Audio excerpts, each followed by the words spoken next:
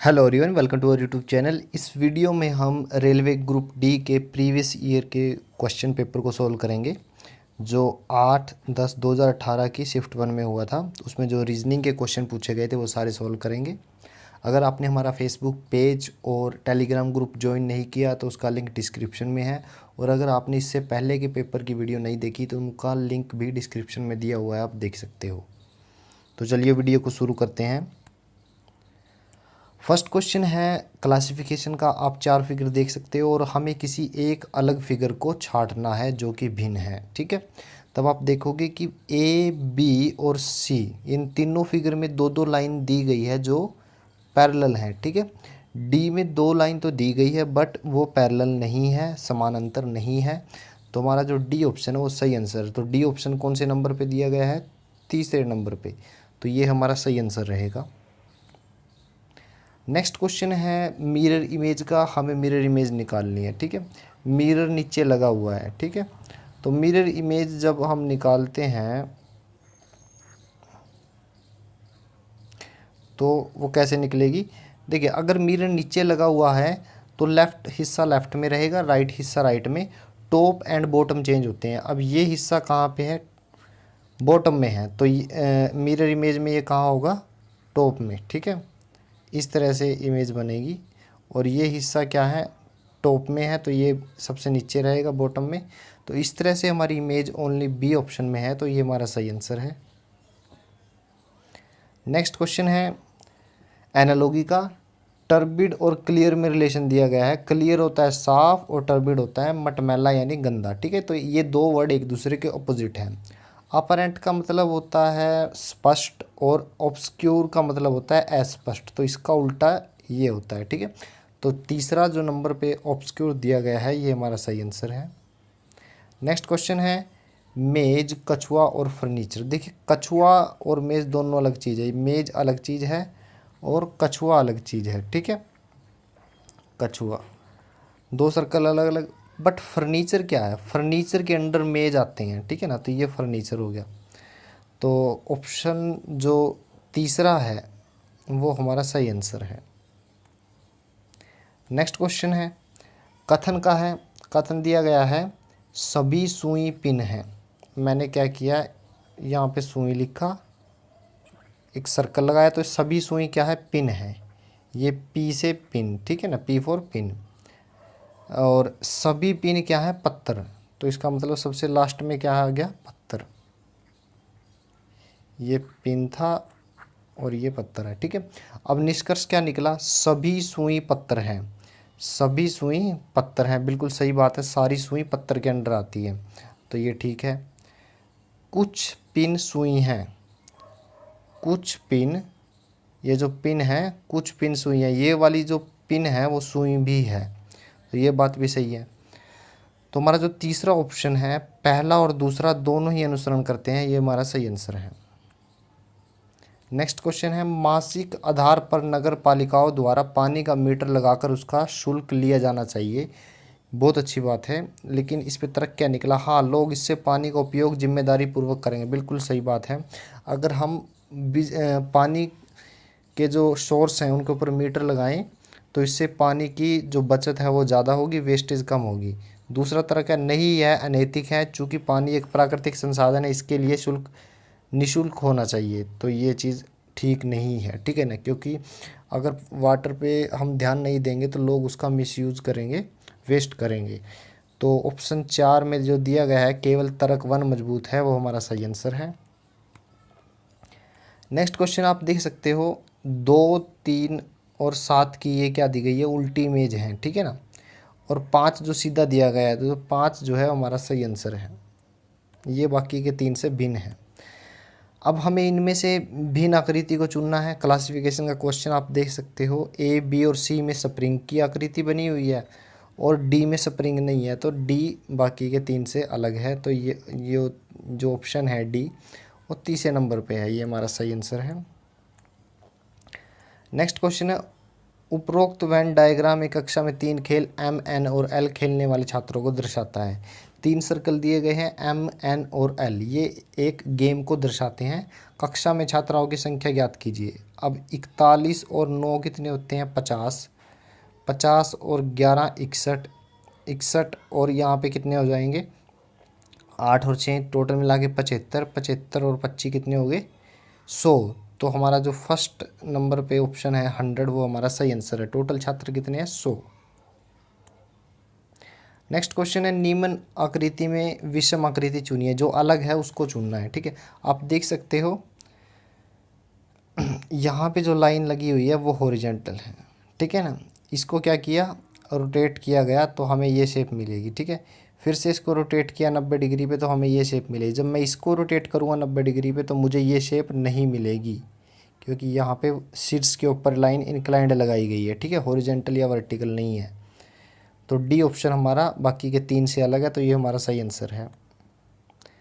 Next question है, series का question दिया गया है। आप नंबर देखिए, एल का नंबर क्या है? 12। एस का नंबर क्या है? 19। तो 7 कितना इंक्रीज हुआ? मैं एक बार नीचे लिख लेता हूँ, S L Z G N. L 12 था तो उसमें 7 इंक्रीज हुआ, कितना आ गया फिर? 19। 19 में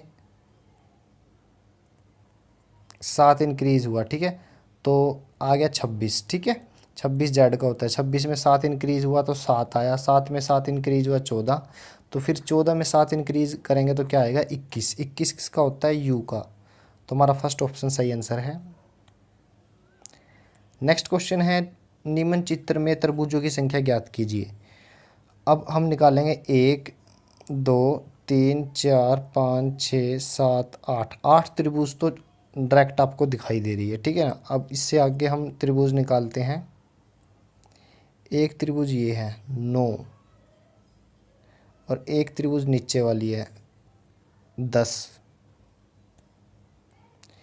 एक त्रिभुज ये रही 11। एक त्रिभुज ये है 12। टोटल त्रिभुज कितनी आ गई? 12। ये दूसरे ऑप्शन में दिया गया है, तो ये हमारा सही आंसर है। नेक्स्ट क्वेश्चन है, जापान की राजधानी टोक्यो है, तो चीन की राजधानी क्या है? बीजिंग। तो ये तीसरा जो ऑप्शन है हमारा सही आंसर है। नेक्स्ट क्वेश्चन है, विषम का चयन करें जो सबसे अलग है। देखिए, सर्कल को डायमीटर के द्वारा दो भागों में बांटा गया है। ठीक है, बी में भी ऐसा ही है और सी में भी ऐसा है, डी में ऐसा नहीं है।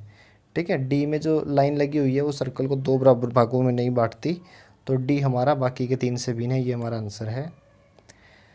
नेक्स्ट क्वेश्चन है, भारत के अधिकांश अस्पताल अंतर्राष्ट्रीय सुरक्षा मानकों का पालन नहीं करते, ये कथन है। अवधारणा क्या रहेगी? अंतर्राष्ट्रीय मानक आदर्श और पालन करने में मुश्किल है, ये गलत है। ऐसा कोई बात नहीं है, बहुत सारे हॉस्पिटल फॉलो करते हैं। दूसरा क्या? भारतीय अस्पताल प्रबंधन के अनुसार सुरक्षा गंभीर चिंता का विषय नहीं है, ये सही है। क्योंकि अगर भारत के लोग अंतर्राष्ट्रीय सुरक्षा मानकों का पालन नहीं करते तो वे ज़रूर सुरक्षा को गंभीरता से नहीं लेते।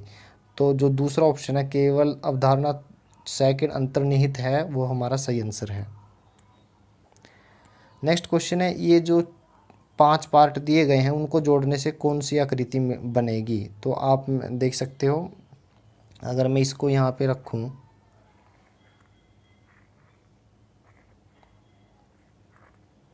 इस तरह से। ठीक है, और ये जो पार्ट है, ये कौन सा पार्ट आ गया? ये वाला। ठीक है, और उसके बाद ये वाला पार्ट मैं कैसे लगाऊं? यहाँ पे।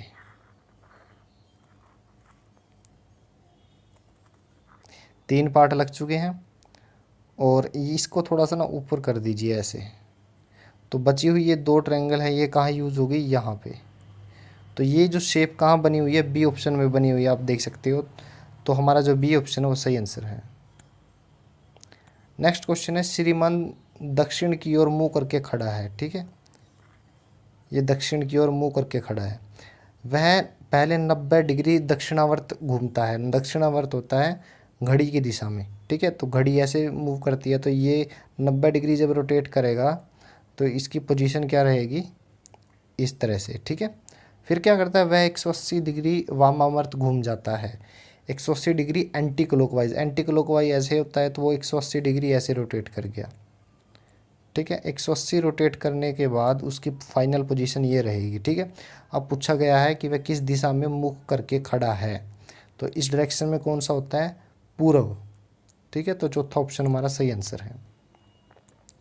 नेक्स्ट क्वेश्चन है, हमें ये स्टेटमेंट दी गई है, ठीक है। 14 माइनस, माइनस को क्या किस में कन्वर्ट करना है, गुना में, तो 8, 8 और 20 के बीच में प्लस का निशान है, प्लस को क्या लिखना है, माइनस 20, गुना को क्या लिखना है, भाग, और भाग का मतलब क्या है, जमा, ठीक है। तो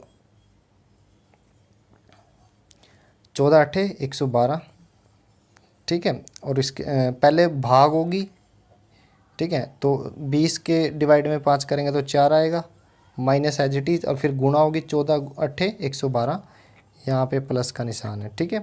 अब आप देख सकते हो 10 और 112 दोनों प्लस के हैं, 122, 122 माइनस 4 118, तो हमारा जो दूसरा ऑप्शन है वो सही आंसर है। नेक्स्ट क्वेश्चन है, उपरोक्त श्रृंखला में यदि पहली संख्या को दूसरी संख्या और दूसरी उसके बाद तीसरी को चौथी के साथ बदल दिया जाए तो इस क्रम में अन्य अंक भी बदले जाते हैं। तो इस सीरीज के अंक बदलिए, देखिए पहले 6 हैं और फिर 7 है, 7 को 6 से बदल दिया, 4 और 8 है तो 8 और 4 कर दिया, 5 और 8 है तो 8 5 कर दिया, 8 और 4 है तो 4 8 कर दिया, 8 और 3 है तो 3 8 कर दिया, 25 है तो उसका 5 2 कर दिया, 8 6 है तो 6 8 कर दिया, 7 8 है तो 8 7 कर दिया, और इसके बाद 3 8 है तो 8 3 कर दिया, ठीक है। ये मैंने सीरीज़ के अंक बदल दिए। इसके बाद क्या कहा है, इस परिवर्तन के बाद श्रृंखला में ऐसे कितने 8 होंगे जो अपने तुरंत बाएं वाली संख्या से विभाजित नहीं होंगे लेकिन दाएं वाली से विभाजित हो रहे हैं। मतलब क्या है कि ऐसे कितने 8 हैं जो अपनी लेफ़्ट वाली से भाग नहीं होंगे और राइट वाली से भाग होंगे। पहले 8 देखते हैं, ये 8 है, क्या 8 6 से भाग हो जाएगा, बिल्कुल नहीं होगा। क्या 4 से भाग होगा, बिल्कुल हो जाएगा। तो 1 8 तो ये काउंट करना है, ठीक है। दूसरा 8 देखते हैं हम, दूसरा 8 देखिए आप, दूसरा 8 ये है, तो ये क्या 4 से विभाजित हो सकता है, बिल्कुल हो जाएगा। क्या 5 से होगा, 5 से नहीं होगा। देखिए राइट साइड में 5 है, 5 से भाग होना चाहिए था, तो ये वाला 8 हम काउंट नहीं करेंगे। यहाँ पे आप इस 8 को देखिए, इस 8 के राइट में 3 है तो 3 से ही भाग नहीं होगा, ये भी गलत है। इस 8 के राइट में 5 है तो ये भी गलत हुआ। इस 8 के राइट में 8 है तो 8 से डिवाइड हो जाता है, तो एक ये 8 काउंट करेंगे, तो 2 8 हो गए, ठीक है। तो हमारा जो फर्स्ट ऑप्शन है 2, ये हमारा सही आंसर है। नेक्स्ट क्वेश्चन करेंगे, सभी सोने के आभूषण हैं, सभी आभूषण चमकते हैं, ठीक है ना। जो आभूषण हैं, ठीक है, वो क्या है, सोने के हैं, और सारे के सारे क्या करते हैं, चमकते हैं, चमकना। अब निष्कर्ष क्या निकला, सारा सोना चमकता है, ठीक है, बिल्कुल सही। सभी चमकने वाली वस्तुएं सोना है, दूसरा गलत है। तो हमारा जो फोर्थ ऑप्शन है, केवल वन निष्कर्ष अनुसरण करता है, ये हमारा सही आंसर रहेगा। नेक्स्ट क्वेश्चन है, अनीता ने गाढ़े सूप की ओर संकेत करते हुए अपनी माँ से कहा, कृपया पंखा चलाएं, यह सूप बहुत गर्म है। कथन था ये, अवधारणा ये, चलता हुआ पंखा गर्म वस्तुओं को ठंडा करता है, बिल्कुल सही बात है। पंखा क्या करता है, गर्म वस्तुओं को ठंडा करता है। दूसरा क्या है, अनीता गर्म सूप पीना पसंद करती है, ये बात गलत है। तो जो दूसरा ऑप्शन है, केवल धारणा वन अंतर्निहित है, ये हमारा सही आंसर है। नेक्स्ट क्वेश्चन है, इरेक्ट को GTGEV में लिखा गया है, ERECT को लिखा गया है GTGEV में, ठीक है ना। तो इरेक्ट में ये 5 है, जी का कितना हुआ 7, ये 2 इंक्रीज़ हो गया, राइट।